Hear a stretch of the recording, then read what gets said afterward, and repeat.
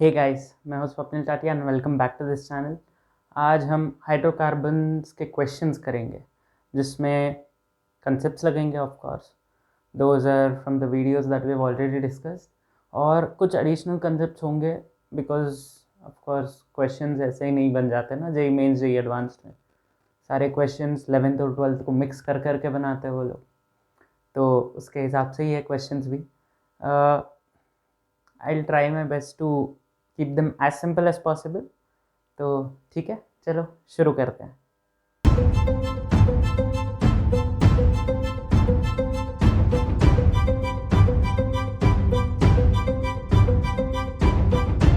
हाँ, तो ये है हमारा first question. What is the degree of unsaturation of क्यूबेन, और ये है तुम्हारा क्यूबेन का स्ट्रक्चर। ठीक है, तो दिस इज क्यूबेन।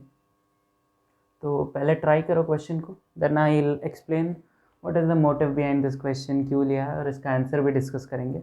पॉज करो, ट्राई करो and will start the solution in 5 second. ठीक है, तो अब होता क्या है कि पढ़ाते वक्त कि नंबर ऑफ रिंग्स जितनी होंगी उतने ही हमारे पास डिग्री ऑफ अनसैचुरेशन होंगे। हाँ, ये करेक्ट है अगर स्ट्रक्चर ओपन होगा तो, क्योंकि see in this case structure closed है, तो यहाँ पर है तो 6 रिंग्स, वो करेक्ट है, बट इसका मतलब ये नहीं बनता कि इसकी डिग्री ऑफ अनसैचुरेशन 6 है। तो एक्चुअल डेफिनेशन क्या है डिग्री ऑफ अनसैचुरेशन की, वो समझना ज़रूरी है यहाँ पे। डिग्री ऑफ अनसैचुरेशन क्या होता है, कितने हाइड्रोजन कम है इस कंपाउंड में with respect to the corresponding alkane. मतलब समझ लो कि ये है तुम्हारा कंपाउंड विच इज C6H12। ठीक है, करस्पॉन्डिंग एल्केन अगर तुम निकालो तो क्या आएगा, C6H14 है ना, C6H14। तो यहाँ पर दो हाइड्रोजन का फ़र्क है, तो 2 हाइड्रोजन कम है इसमें, तो इसलिए डिग्री ऑफ अनसैचुरेशन इसकी 1 आती है। अब हम क्या करेंगे, सेम चीज़ क्यूबेन में भी अप्लाई करेंगे। ठीक है, अब क्यूबेन में कार्बन कितने हैं, 8 कार्बन, बिकॉज 8 ही कॉर्नर्स होते हैं क्यूब में, तो 8 carbon.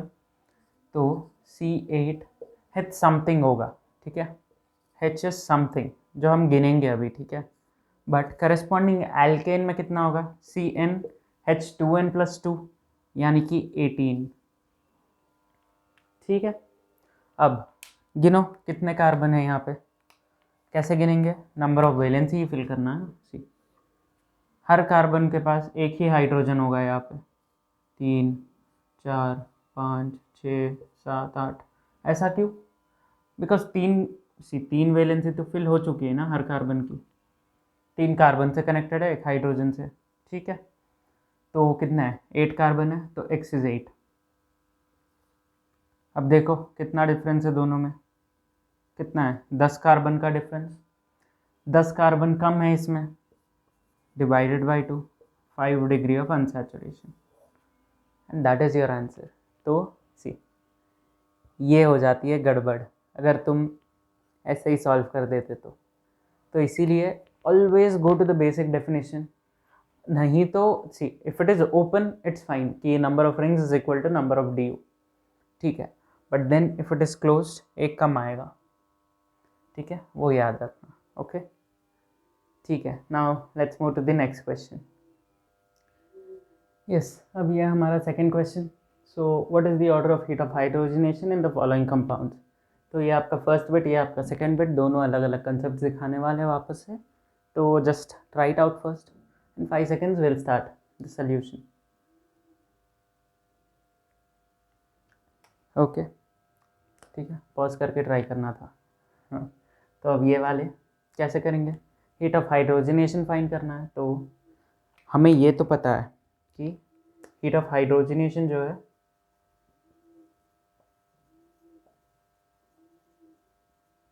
heat of hydrogenation is directly proportional to number of carbon atoms, है ना। तो जिसमें ज़्यादा कार्बन एटम्स उसकी हीट ऑफ हाइड्रोजनेशन उससे ज़्यादा उतनी ज़्यादा होगी। तो हीट ऑफ हाइड्रोजनेशन का ऑर्डर पूछा है, see number of carbon atoms, इसमें सबसे ज़्यादा, इसमें सबसे ज़्यादा, हीट ऑफ हाइड्रोजनेशन इसमें थोड़ी कम, इसमें सबसे कम, एज सिंपल एज दैट। अब एक और चीज़ पता है हमें कि it is inversely proportional to stability, हाँ कि ना? हाँ, तो ये अगर आपने नहीं देखा है ना तो एल्कीन्स वाला वीडियो जाके देखना, एल्कीन्स या एल्केन्स दोनों में से एक में डिस्कस किया है। तो in that you will realise कि ये सब होता क्या है, ठीक है? तो अब सिस ब्यूटीन और ट्रांस ब्यूटीन में कौन सा ज़्यादा स्टेबल है? ट्रांस ब्यूटीन ज़्यादा स्टेबल है। ट्रांस ब्यूटीन अगर ज़्यादा स्टेबल है तो उसकी हीट ऑफ हाइड्रोजनेशन कम होगी, तो इसलिए ऐसा होगा, ठीक है? तो बस इतना ही था ये सवाल। Let's move to the third question now. तो ये हमारा नेक्स्ट क्वेश्चन। अब इसमें क्या कर रहे हैं, ये कंपाउंड ले रहे हैं हम, उसको NBS दे देंगे। NBS क्या होता है? N bromosuccinimide. ये करता क्या है? दिस डज एलाइलिक सब्सटीट्यूशन, ठीक है? तो what is the number of products formed? Again 5 second low and will start the solution. Okay, तो चलो let's begin with the solution here. तो होगा क्या इसमें? एलाइलिक सब्सटीट्यूशन मतलब क्या? डबल बॉन्ड के बगल वाला कार्बन पे सब्सटीट्यूशन हो जाएगा। मतलब ये डबल बॉन्ड तुम्हारा, इसका बगल वाला कार्बन, उस पर पहले फ्री रेडिकल बनाना, ठीक है? ओके, या तो यहाँ पर बनेगा या फिर यहाँ पर बनेगा, है ना? तो सिर्फ दो ही पॉसिबिलिटीज़ है फ्री रेडिकल बनाने की, बट दोनों आइडेंटिकल है अगर तुम नोटिस करो ध्यान से तो इसीलिए एक ही बनेगा ऐसा। बट फर्दर ये रेजोनेंस करेगा। अगर रेजोनेंस करेगा तो क्या बनेगा? एक तो ये बन सकता है, दूसरा अगर इस साइड रेजोनेंस किया तो सेम वापस से, तो ये उसमें फ़र्क नहीं होगा कुछ भी। तो यस, ये दोनों होंगे। अब NBS क्या करेगा? यहाँ पर से डॉट हटाकर यहाँ पर एक ब्रोमीन ऐड कर देगा, यहाँ पर भी एक ब्रोमीन ऐड हो जाएगा, as simple as that. Okay, तो ये दो प्रोडक्ट्स बनेंगे हमारे पास एंड 2 इज़ योर आंसर, ठीक है? That's it in this question. तो चलो now let's move to the fourth question. तो दिस आर फोर्थ क्वेश्चन, और फोर्थ क्वेश्चन में क्या करना है? ये एक कंपाउंड है गिवन, उसको NaNH2 के साथ रिएक्ट कराओ, क्या बनेगा वो सब आपको देखना है अभी, ठीक है? तो क्या बनेगा देखो, फिर लेनलार्ज कैटलिस्ट ऐड कर दो, और B क्या बनेगा वो देखो। तो तुम्हें बेसिकली A और B ढूंढना है बस। ओके, तो ट्राई करो पॉज करके एंड देन फिर look at the solution. Okay, चलो सोल्यूशन देख लेते हैं। तो सोल्यूशन कैसा होगा इसका देखते हैं। सी, ये है तो सिंपल सा सवाल, बट 11th वालों के लिए थोड़ा सा मुश्किल हो सकता है, because they might not know the concept that I am going to teach now, ठीक है? तो ये है, अब इसको NaNH2 के साथ रिएक्ट कराओगे तो तुम्हें तो पता है NaNH2 is a base, acid base reaction होगा, तो ये वाला हाइड्रोजन H+ के फॉर्म में निकल जाएगा and will get this, and this is our A, ठीक है? ओके, तो ये तो पता है, अगर नहीं पता तो अल्काइंस वाला जो लेक्चर है वो जाके देख लो, यहाँ पर होगा, पूरा प्लेलिस्ट डाल दूंगा इनफैक्ट हाइड्रोकार्बन्स का, उसमें सारे देख लेना। अब यहाँ पर देना है इसको लिंडलार्स कैटलिस्ट, ठीक है? लिंडलार्स कैटलिस्ट अगर तुम इसको दे दो तो क्या होगा? अब दिक्कत की बात ये है कि ना तो ये एक पूरा ट्रिपल बॉन्ड है, तो हम रिएक्ट कराए तो कराए कैसे, बिकॉज ये नेगेटिव चार्ज भी तो है। तो होगा क्या पता है इसमें? इसमें होगा ये कि नेगेटिव चार्ज वाला जो है ना, इस ब्रोमीन को निकाल देगा।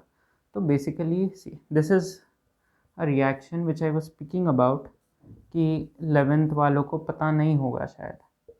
तो अगर तुम्हारे पास कोई ऐसा कंपाउंड है तो दिस विल अटैक हियर, ठीक है, और इस ब्रोमीन को बाहर थूक देगा कंपाउंड, तो तुम्हारे पास ये आ जाएगा, ठीक है। तो ऐसा ही कुछ होगा इसमें भी। इसमें नेगेटिव चार्ज क्या करेगा, फिर से अटैक होगा लास्ट कार्बन पे, बिकॉज ये लास्ट कार्बन से जुड़ा हुआ है ब्रोमीन, ठीक है। तो कैसे बनेगा देखते हैं। सी बिकॉज 12 कार्बन है, 12 कार्बन को ढंग से बनाना पड़ेगा फिर। तो कितने हो गए, 1 2 3 4 5 6 7 8 9 10 11 12, और बाकी के अटैक के बाद और क्या बनेगा। सी ये ब्रोमीन तो निकल जाएगा, तो 2 और कार्बन है हमारे पास, तो 14 तक जाना है ना। पूरे में 14 कार्बन होने चाहिए रिंग में, तो 1 2 3 4 5 6 7 8 9 10 11 12 13। अबे यार कितना गंदा बन रहा है। अरे फिर से ड्रॉ करते हैं इसको अच्छे से।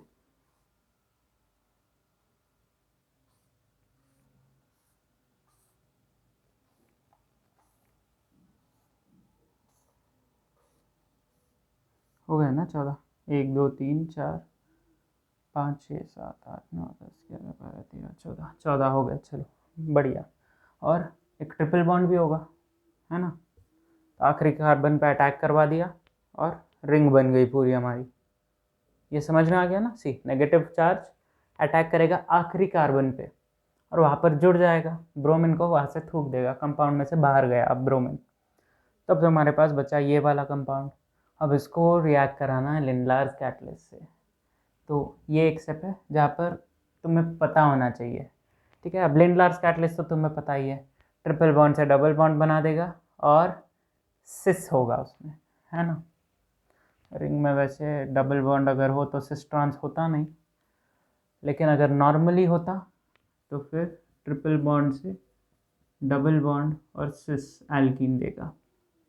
ओके, तो that is it in this question. तो ये कंसेप्ट एक समझना, क्या करेगा, negative charge will attack such that bromine leaves, because bromine जो है ना it's a good leaving group, ठीक है। तो इसीलिए it will attack and bromine will leave. ये आप कैसे भी 12th में सीखोगे, तो 11th वालों ज़्यादा परेशान मत हो अगर ये समझ नहीं आ रहा तो, क्योंकि anyways it is yet to come once again. But अगर 12th वालों तुम्हें समझ नहीं आ रहा तो see negative charge will attack, bromine will leave because it's a good leaving group, same as the substitution reactions like SN2 SN1, इसको बोलते हैं इंटरनल सब्स्टिट्यूशन, ठीक है। तो यही है वो इंटरनल सब्स्टिट्यूशन वाली रिएक्शंस जो होती है वो यही है। तो ये अटैक करेगा, bromine will leave, you will get this compound. अब इसको लिंडलार्स कैटलिस्ट मिल जाएगा और ये मतलब ट्रिपल बॉन्ड था तो वो डबल बॉन्ड बन जाएगा and that's the whole reaction. चलो now let's get to the 5th question. तो yes, this are 5th question and this will be the last question for this session, ठीक है।